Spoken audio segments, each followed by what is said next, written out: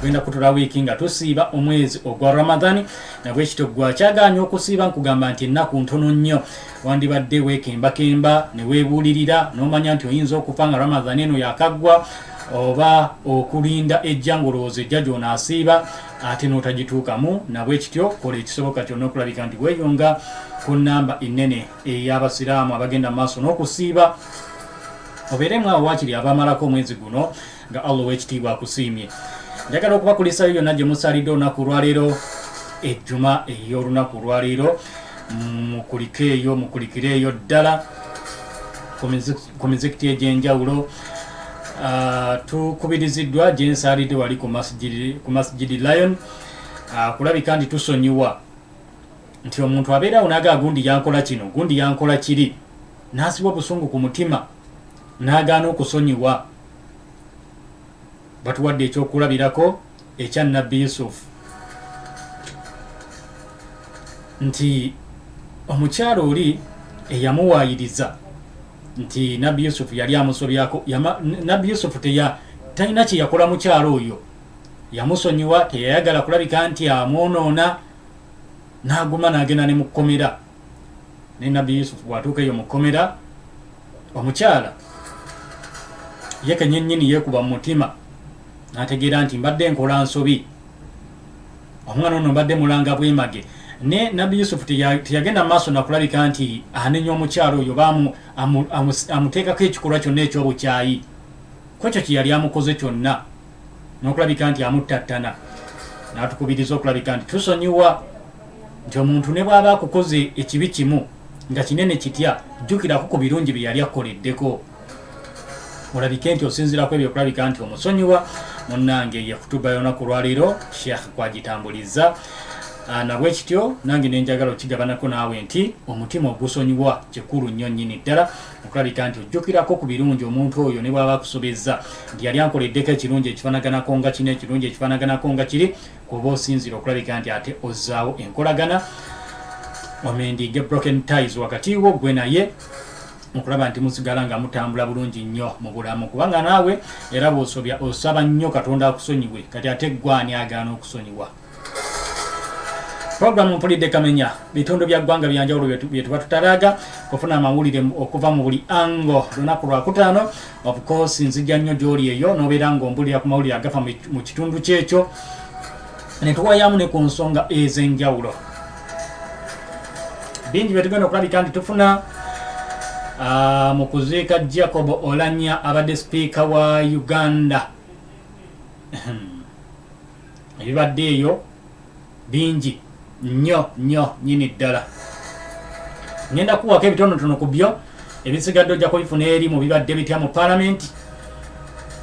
Ojja kulabika nti obifuna. Abaka ba paalamenti bangi abagenze eyo okuziika, okulabika nti bamuwerekerako n'okumusabira essaala esembayo ku nsi kuno, ng'abantu bakuŋŋaanyiwamu okulabika nti bamusabira, ng'ate naye waali awo nga tasobola kwogera kubanyega mu ssanduuke ye.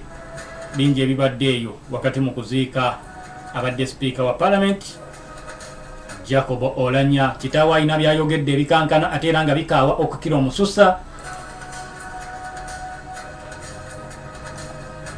ku kyalo Lalogi gye bagenza okuziika Jacob Oulanyah olunaku olwaliro ku Lwokutaano. Jjukira baalulangiriranga public holiday ne bagamba tugenda kuwummula lunaku lwa kuwummula olwaleero. Naddala eri abakozi ba gavumenti ezo ennaku be batera okuzitegeera obulungi, ennaku z'okuwummula.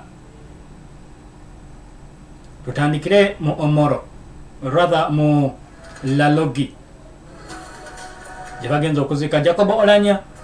Njagala kujjukiza nti tuli live ku Facebook. Genda ku Facebook page ya Pali FM Uganda osobola okulabika nti otwegattako butereevu bulambalamba.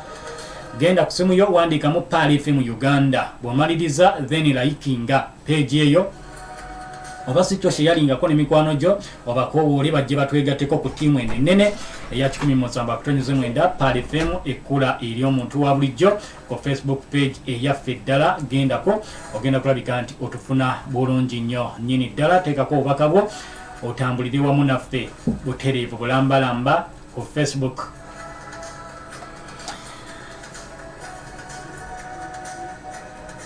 mbalaba Kakaire Ashraf watuuse dda oli live. Mulawa Abdul watuuse dda ku mukutu ogamba ntumbudde. Thanks for the show. Owuma Simon Peter webale kulabika nti otugoberera. Owuma Simon Peter ongamba thanks for the show young brother webale kulabika nti otugoberera. Tugende mu laloge.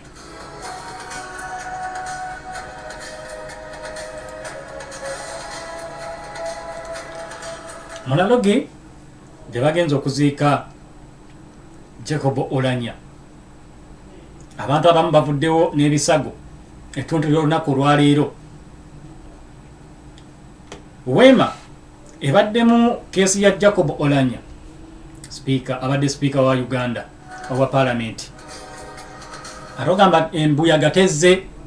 Embuyaga ezze ng'ekunta nga y'amaanyi okukakkana ng'esenye tenti omubadde keesi eya Jacob Oulanyah. Omulambo mwe guli Wema n'etwala empewo n'etwala Wema yonna n'egikuba eri obutebe ne bugwa eri. Abantu abamu ndabyeko ekitongole ekya Red Cross nga babatadde ku bugaali babatwala. Abakoseddwa abatonotono abafunyeko ku injuries. Abasirikale ne banguwa mangu okuzza embeera mu nteeko naye ng'embuyaga ezze ey'amaanyi. Wema n'egikuba eri yonna. Keesi n'esigalawo ng'eri mu bbanga. Buli omu n'awuniikirira ku kibaddewo.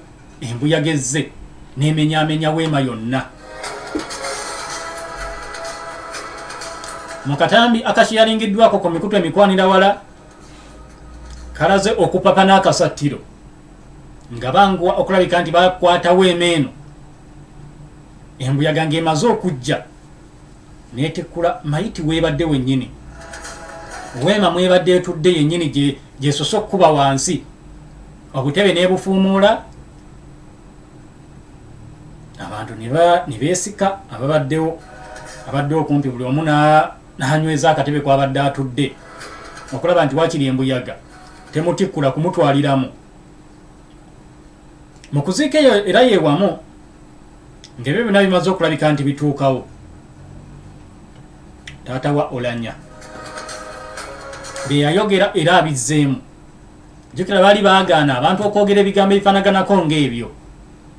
Era omukulembeze w'eggwanga President Yoweri Kaguta Museveni n'alagira ekitongole ekya poliisi okutandika okunoonyereza ku bonna abagenda basaasaanya amawulire agalaga nti omugenzi Jacob Oulanyah teyafa kansa nga bwe bakyogera nga bamuteekako ekyobutwa. Taata wa Oulanyah be bamu ku basooka okukyogera. Omukulu Nathan Okori n'olunaku olwaleero byennyini byazzeemu n'abyogera. Nga bwe yabyogera luli n'atulika amaziga ne gamuyitamu n'akaaba. Ono ku bigambo ebingi byayogedde ng'amaze okuddamu ebigambo biri. Speech ebadde evvuunulwa omukulembeze w'ekibiina kya Democratic Party Norbert Mao. Taata wa Oulanyah ng'ayogera mu lulimi lwabwe olw'engulu. Norbert Mao ng'avvuunula mu lulimi oluzungu speech y'omukulu ono. Avuddeyo n'ategeeza abakungubazi bonna n'abagamba ffenna tuli wano naye kye muteekwa okumanya nti Jacob Oulanyah ye agenze. Tetugenda kuddamu kumulaba. Obulamu bwe bugenze. Era njagala okusaba Chief Justice Alphonse Owiny Dollo okozesa obuyinza bwo. Ndaba amalindirizi abantu abakanudde amaaso abatunuulidde ebyobugagga bya Oulanyah. Kozesa ekifo kyo nga Chief Justice okulabika nti otaasa ebyobugagga eby'omwana ono Jacob Oulanyah gwe tugenda okuziika olunaku olwaleero.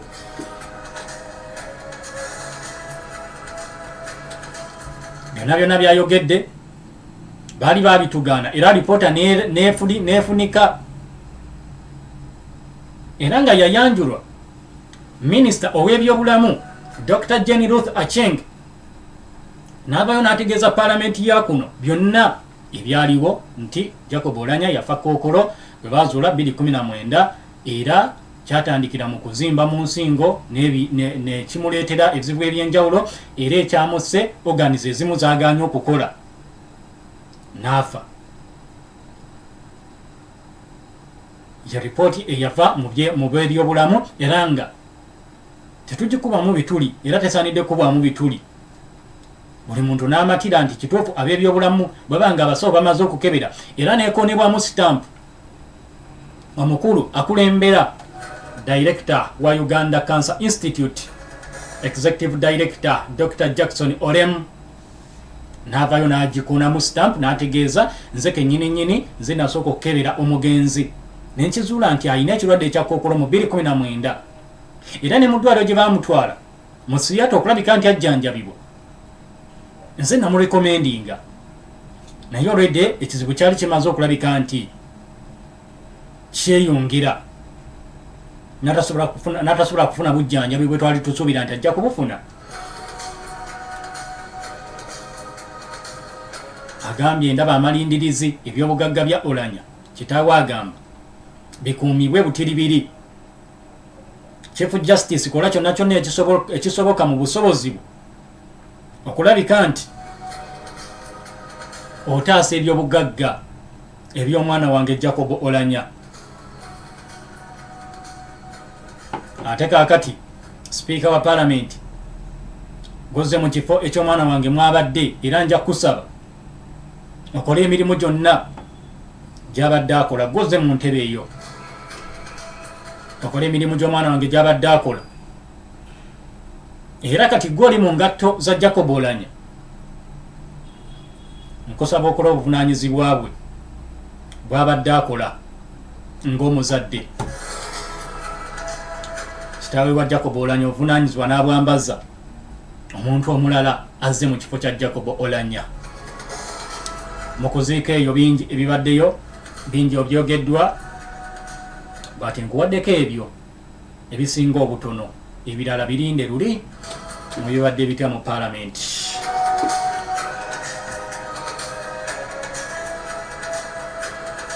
Mpulidde Kamenya sawa 10 paka sawa 11 bwetyo bwe tutambulira ddala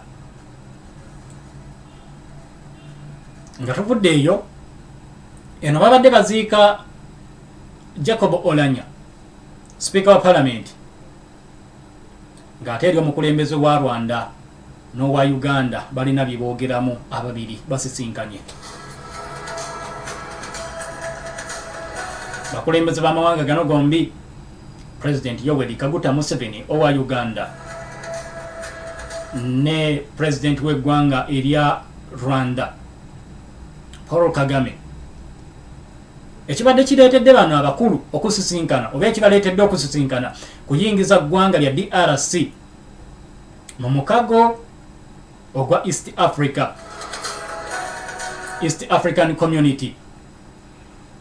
Era bano okusinziira ku bubaka obuteereddwayo omukulembeze w'eggwanga President Yoweri Kaguta Museveni asoose kusisinkanamuuko ne President Kagame ow'eggwanga erya Rwanda ne babaako bye boogeramu ng'abakulembeze ab'amawanga abiri. Jjukira bano baadde n'obunkenke obw'amaanyi kosa n'obutakkaanya obwakamalirizibwa okulabika nti bugonjoolwa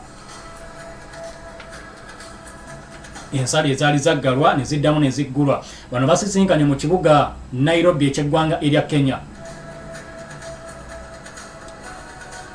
era okusinziira ku bubaka obuteereddwayo omukulembeze w'eggwanga erya Uganda President waffe ow'eggwanga lya wano Yoweri Kaguta Museveni abaddeyo n'ategeeza nti nsobodde okulabika nti nsisinkana President Kagame akulembera eggwanga erya Rwanda, the President of the Republic of Rwanda, shortly before we both witnessed the signing of the Treaty of Accession by the Democratic Republic of Congo to the East African Community at the State House in Nairobi. Museveni, President wakuno, President Yoweri Kaguta Museveni bwatyo bwategeezezza ku mukutu gwa Twitter n'agamba nsobodde okusisinkana President Kagame era n'ebifaananyi ne bifulumizibwa nga babiri bano batuddeko bombi.